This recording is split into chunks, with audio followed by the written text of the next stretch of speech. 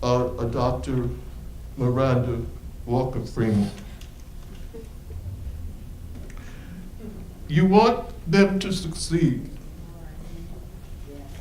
And so I didn't know I had done anything because I was too busy trying to achieve knowledge and make connections, especially the connections, and to share with them the joy of intellectual curiosity that was not curiosity for its own sake, but curiosity that was grounded in a historical situation.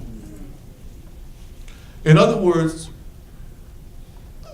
you became knowledgeable about many things within your profession, and it was English, but I also was interested in history and sciences and I don't know what else. And I said, you can't study this book as if it is simply a literary text. You've got to see that it's a part of a literary history, it's a part of literary politics, it's related to something in the sciences. You do know how paper is made, don't you? From wood pulp. And of course, you see, all of this was grounded in what I call a practical necessity or a sense of race-marked place in Mississippi, in the South, and in America, because we were all part of those histories. And the only way we can survive the age of Trump is to know that and to change the terms of engagement with our nation, which is not a nation divided, it is a nation fragmented.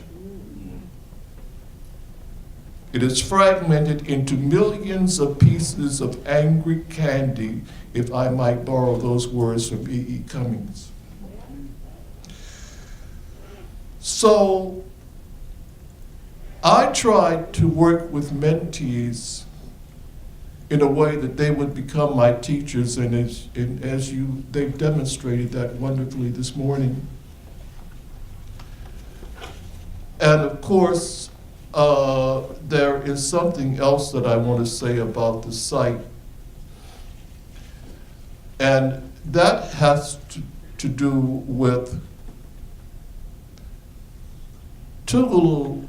Since 1869, it wasn't a matter of constructing the site. Something was constructed on the Bodie plantation. But what was really constructed prior to my becoming an undergraduate there was a tradition of excellence.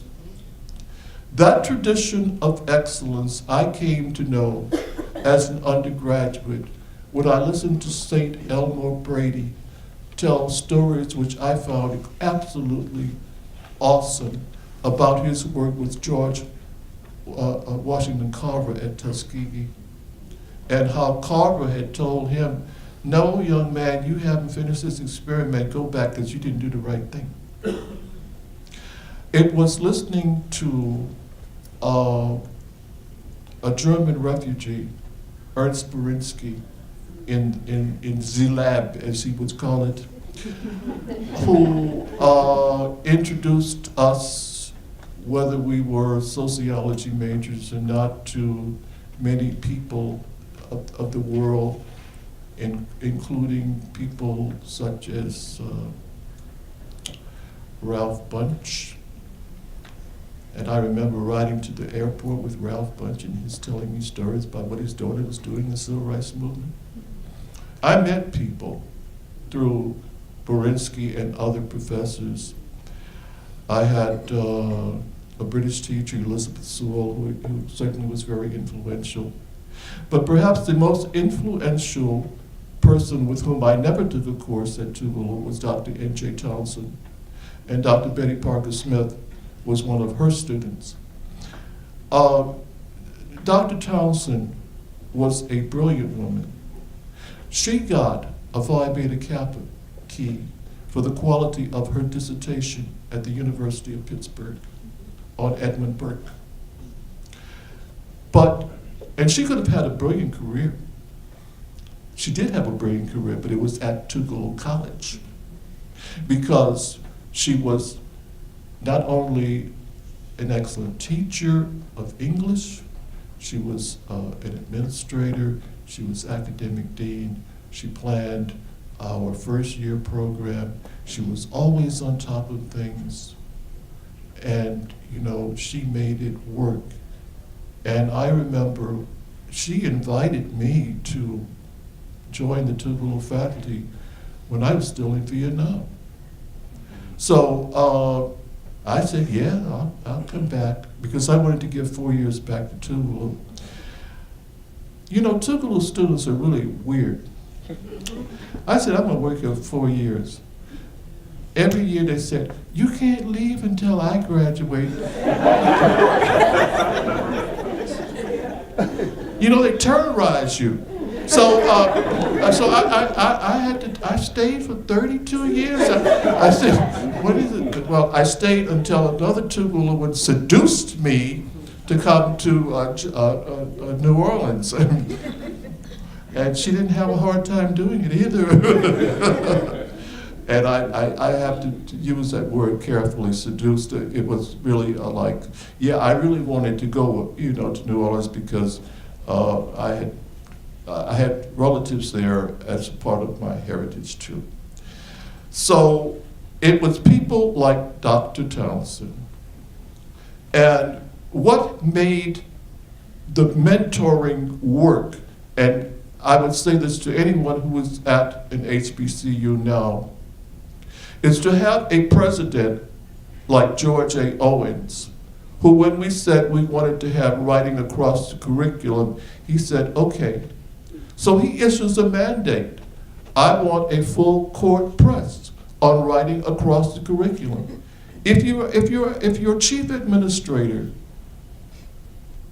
is more a business person than an academic, so be it. But even the business person, who must not imitate Trump, should know that if the enterprise is not going to work, we're not going to have academic excellence of any kind unless it comes from both the top and the bottom simultaneously. And I hope that this message will be sent to the presidents of universities throughout this country. That if you really want something to work, you have to back it. It came that the success at Tougaloo, the success that we had with mentoring, came through the help that I got from colleagues, particularly people like Dr. Ben Bailey and our recently deceased friend, Mr. Clarence Hunter, who helped tremendously. You mentioned archives earlier this morning. We had special Mellon help with the archives, and I created a course called Introduction to Scholarship that exclusively used archival materials. My students said, what are you doing? I said, well, you're going to sit there and read these manuscripts, because first of all, you got to learn how to read people's handwriting. My eyes got ruined trying to read Faulkner's script, so you're going to read somebody else's handwriting. I think what I really want to say, and I know I'm completely over time, but to all of my fellow mentors, is that the keys to mentoring, and I'm just going to read them straight out. These are the key aspects of mentoring. Transmitting intellectual curiosity by any means necessary. Being truthful or transparent is the current word in conversations with your mentees about the promises and the potholes of whatever the discipline is, and the danger of not seeing that the boundaries of any discipline are decidedly artificial. Collaborating on projects with mentees, and I have to be very personal here because it's very touching for me. My mother died, and Stefan and I were to give a paper together at CLA. So I went back to Jackson and finished my part of the paper so Stefan could deliver it. I couldn't be there. That is real collaboration, and I'm so proud of him because someone later told me, we didn't believe Stefan had done that. I said, no, we did it together. You have to treat your mentees as if they're junior colleagues. And so that they will, before they get to graduate school. So you have to present papers at professional meetings such as CLA or anywhere else. Most important, you have to secure your own network with graduate professors in order to help the mentees make the right decisions. To make the right decisions about who is going to direct their research and dissertations on the basis of knowing that that professor and the mentee's research and writing are compatible. You have to stay abreast of many trends in higher education by reading an array of journals, many of them outside of your discipline. You have to publish, even if you're at a school which is not a research institution. You have to publish widely to provide models for your undergraduate mentees. You have to assist them to publish before they graduate from college, if you happen to have the right connections with journals or newsletters. And many people complain, I don't have time, I got to teach 5 courses. I said, well, look, can you write a book review? I mean, it does not take all day to write a book review. That may be 3 paragraphs, it can be very short, but let your students know that that kind of participation in the profession is important. You give more weight in your discussions with mentees to the nuts and bolts research and writing of the kind that is treated in such famous books as The Modern Researcher by Jacques Barzun and The Art of Literary Research by Richard Alty. And you tell them, yes, our profession is rich with theory, but be careful, because theory can lead you down a primrose path to disaster. If one does not understand the craft of research, the importance of using primary materials in an archive, asking the right research questions, your theorizing will be pathetic. Mentoring also involves working with students from the freshman year to their successful defense of the PhD dissertation. I've sat on the dissertation committees for 2 of my mentees. And as they have said, you continue with them beyond, because you see, not only am I going to write a very, it won't be nasty, Stefan, commentary on your outlook, just sort of nasty comment on your work, but with Dr. Love Jackson's 2 mentees, I'm interfering with their new books that they haven't written yet. And we had a discussion yesterday, and Julia says, well, of course, you know, I'm taking another position. I said, okay. Fine. I'm going to send you some material to help you take that position. And then when your book comes out, I'm going to take a scalpel. Thank you.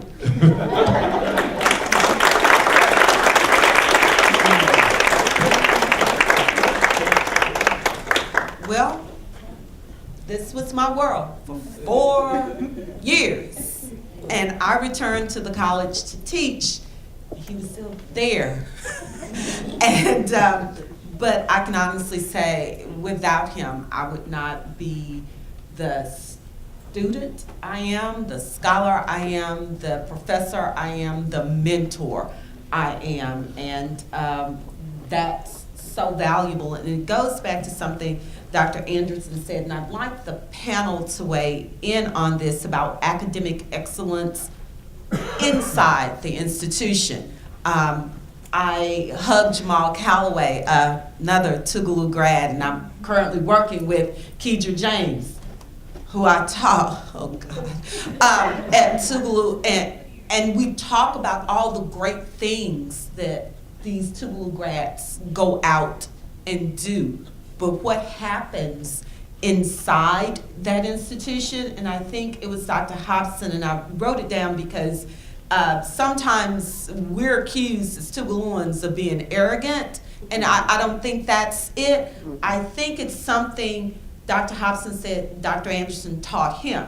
To know is to have confidence, and that's invaluable. So I guess one of the last questions I will pose to this panel is this sense of confidence. In what way was that instilled in you? Because as we said, he will write some very interesting things on your papers.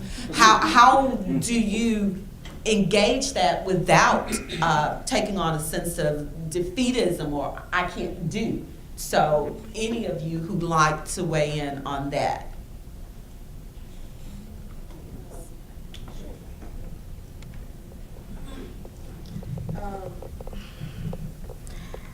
How do you not be defeated by your thesis dances like light on water?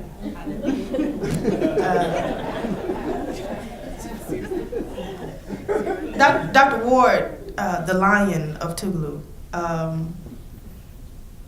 didn't give you an opportunity to be defeated.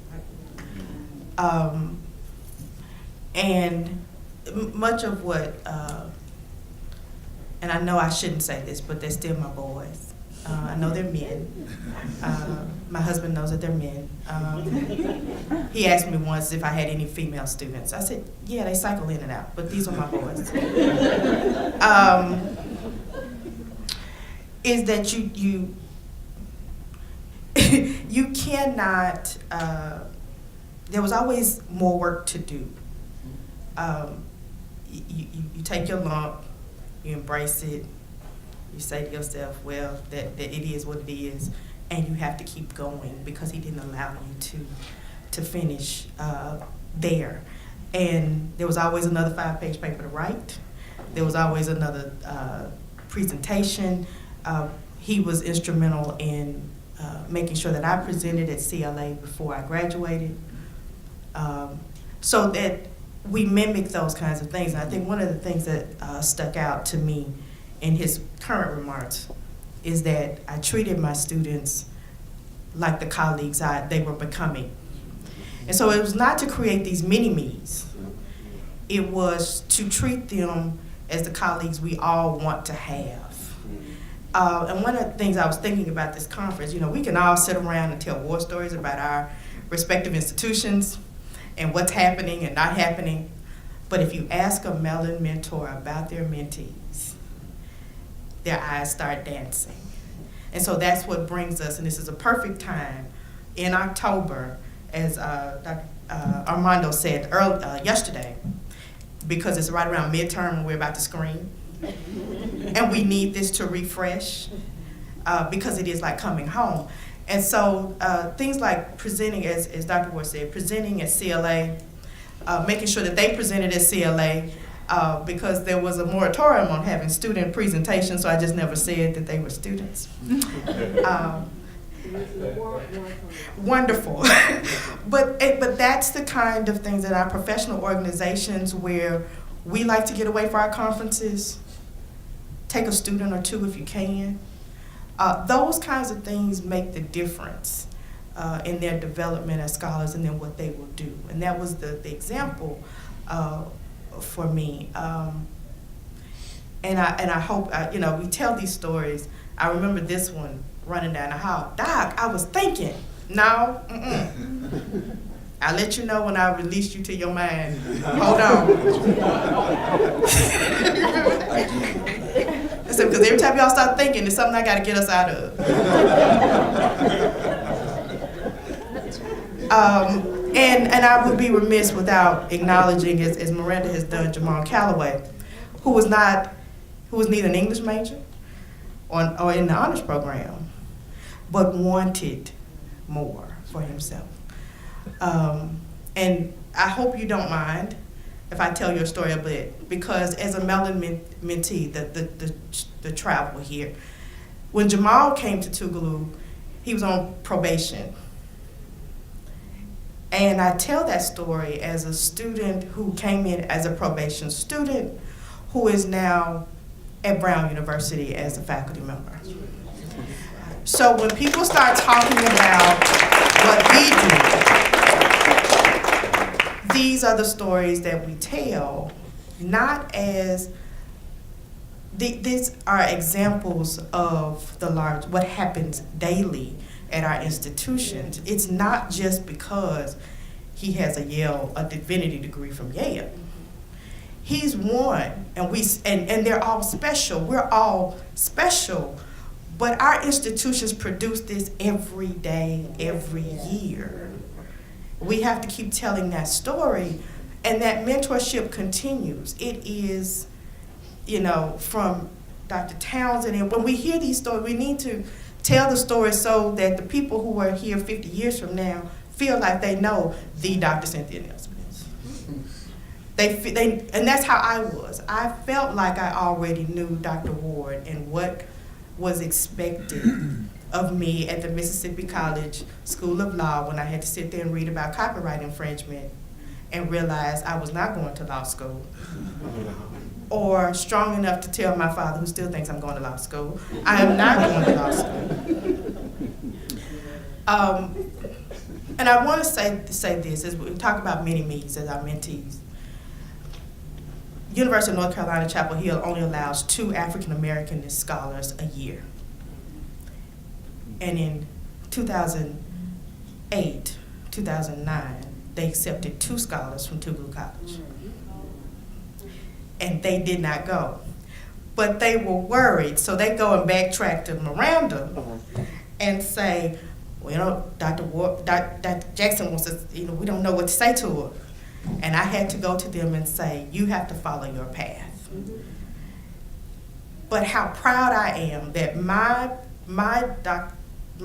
institution, my graduate institution, accepted both of my students for those 2 slides. We talk about the word teacher. Yes, I'm a teacher, but we facilitate. And when we think about that they were allowed to think eventually, guidedly, and to have those discussions. And I think that's so important that we are now colleagues. It's so scary. I'm with you, Miranda. I'm not prepared. That my babies are 30. Who signed on for that? I didn't agree to that. Because for me, there'll always be 18, 20. And I know that, like I said, I know that we're all colleagues now. But for me, I still remember him without, either one of them without dreads or hair.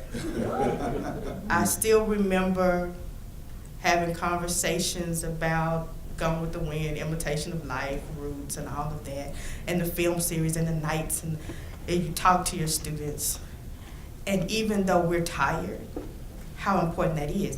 And so as I segued into administration, where I don't have direct always with students, then we have to do that with our colleagues, with our junior faculty colleagues, and we have to take this further. But I will want you all to know that if I ever see an MMUF or UNCF Mellon fellow apply for a position, that's a no-brainer. It's a no-brainer for me because I know that they know what the vision is and what it means to be a student-centered faculty member and student success for our institutions. So I hope that's. Yes.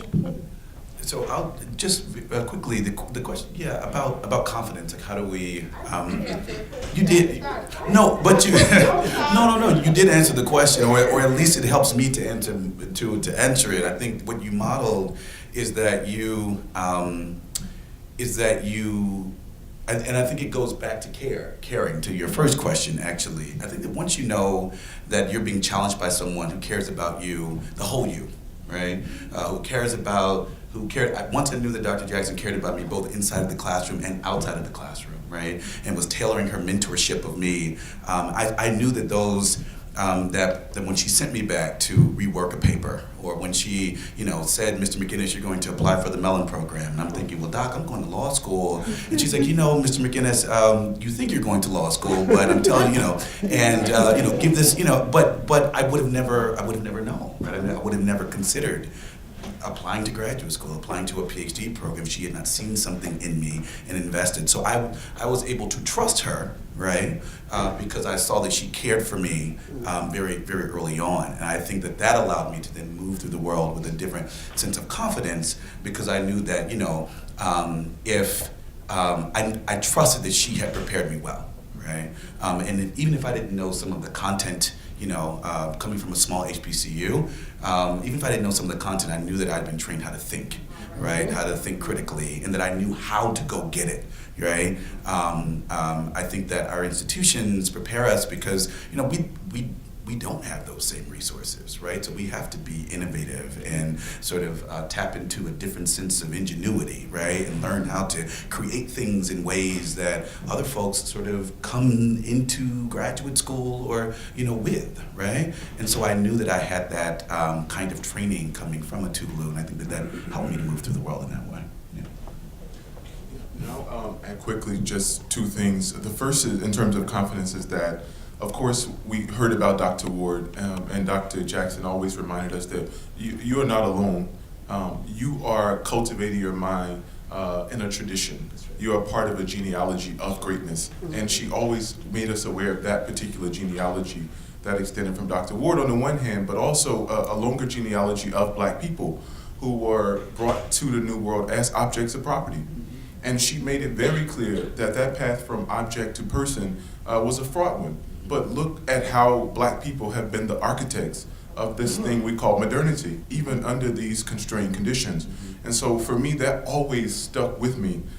If this can happen, right, if people can move from objects to people and build this thing we call modernity, then certainly I can read a book, certainly I can write a paper, certainly I can mentor my students. And so that was one thing. We were part of a rich intellectual tradition.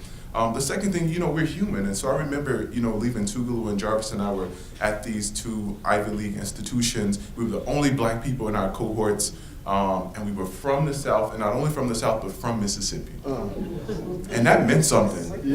And people were asking ignorant questions. Well, did you wear shoes? Well, what do you think? I walked around on dirt, but this is what they believe. This is what they believe. All of these negative stereotypes, and it became a way of judging you before you ever open your mouth, or before you ever wrote the first word. And so I'll be honest and say, even though I knew that I was a part of a rich tradition, we were broken. Yeah. And I think what's important about that, though, is that Tougaloo taught us to love each other, to care for each other, to take care of each other. So we had numerous phone conversations where we would share stories, exchange stories, encourage each other, share work, give each other feedback, and to be each other's cheerleaders, and to say, you can do this, brother. Because, I think there's a kind of romantic vision. Yes, HBCUs are great for preparing you for the world, but there's nothing like being in that laboratory and you hear your colleagues and your cohorts saying, well, when I was at Harvard and when I was at Princeton as an undergraduate, and my mentor, is like really good friends with my graduate mentor here. We didn't have that. We barely had books in the library. Sometimes the printer didn't work, you know?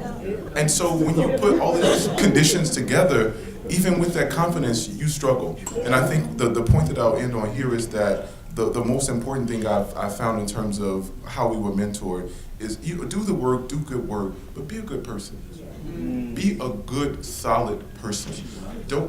She reminded us, and there's so much room for envy and jealousy, and people just, you know, a few weeks ago, Jarvis and I had a situation where a person, I hope I can tell this story, he said, I was having a conversation with someone and we were arguing about which one of you is smarter. In another instance, a woman said, you all should stage a debate in print with each other. Disagree with each other and fight in print. You know, it'll get more traction. Get your work will get more traction. And there are all of these moments where the academy would say that this thing cannot be, that we cannot be friends, that we cannot be colleagues, and that one of us has to be smarter than the other. And I think we have to resist that at every turn, and I think Tougaloo gave me the equipment.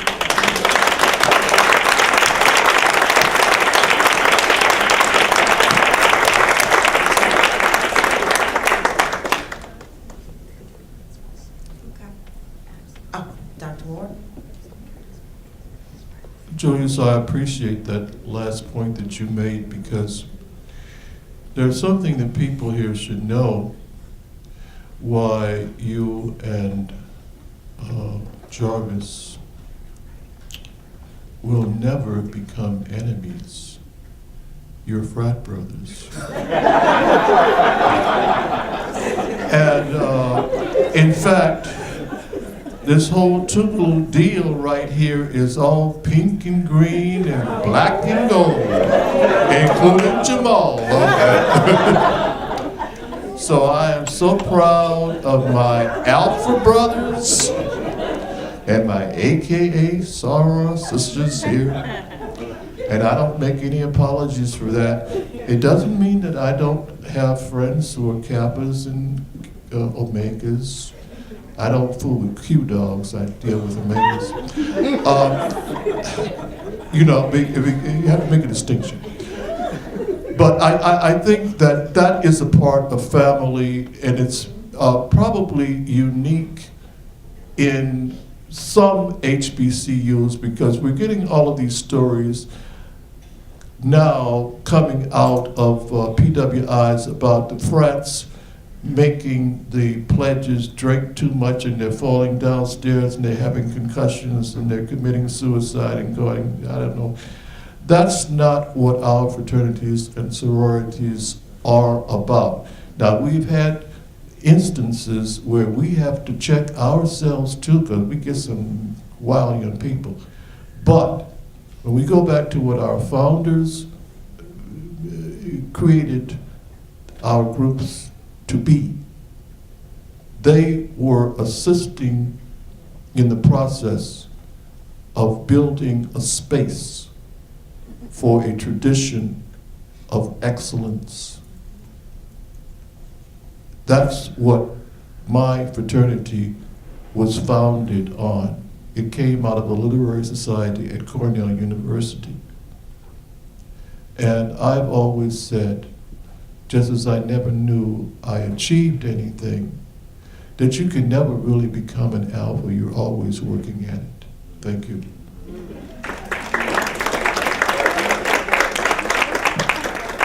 Thank you so much to this awesome panel. I would be remiss if I did not take a moment to recognize any other Tougaloo graduate in this room. Or Tougaloo faculty, I was doing them in order. Y'all, stand up. You know we're not shouting.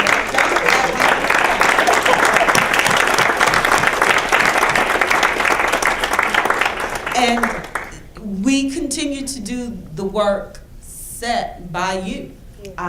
My students, my department chair, who's currently on leave, but she's coming back because she wouldn't dare leave me. Please don't leave me. Okay. She will attest to, I can be fairly demanding of my students, but it is because I believe I know what they can do. And I know, coming to work every day, what goes on at Tougaloo College, at the Tougaloo College. It is a labor of love. We are under-resourced, understaffed, and we will complain, but we will go into that classroom and take on new energy and bring all of the passion that we have to our students. And because this was the tradition, this is what he did, and others who are at that who remain at the institution and who have left. So it is this legacy of mentoring, and I wasn't a Mellon Fellow, but he was my mentor, and I took a different path that he allowed me to take, and constantly pushed. When I returned to teach, I had finished the master's, and he said, "Okay, Miranda, what about the PhD?"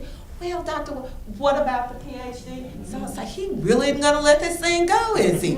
And I always wanted to pursue it, but it was always that sense of he's got my back. He's pushing, and it's that legacy that I take with my students. And I've had Mellon Fellows, and I've not had Mellon Fellows that go into the professoriate, who go into the field of law, who go into education. So this is an example that we are simply following, whether we're at an HBCU or PWI.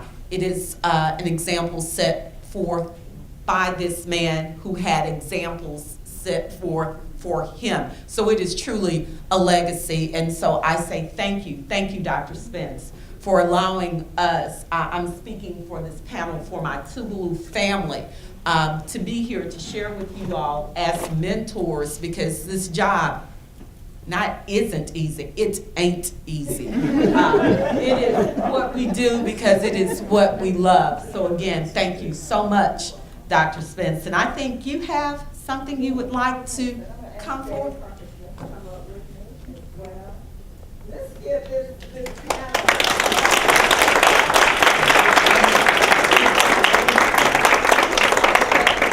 And again, we just want to salute Tougaloo College for, leading by example. We're just so very pleased and proud and grateful to you for the work that you've contributed, not only to the UNCF Mellon programs, but to the Academy at large. And you've been in this business for a long time, and so we just wanted to recognize you and to say that, we say thank you. And we say thank you to Dr. Jerry Ward. And we do have something for you to place up in the dust closet. When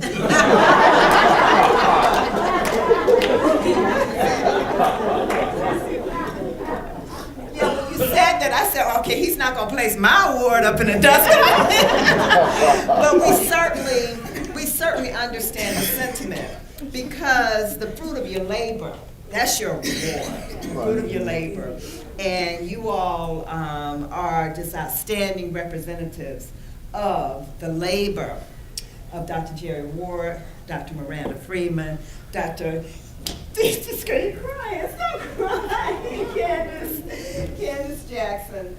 We're so proud of you, and we share the pride that you're feeling right now, Candace, because you've been an amazing role model for students, and you modeled behavior of those that came before you. So we are giving you our special award, Dr. Jerry Ward, and so I wanted Betty to present it, and so she may want to say a few words. I'm just going to, I want to try to take a moment here.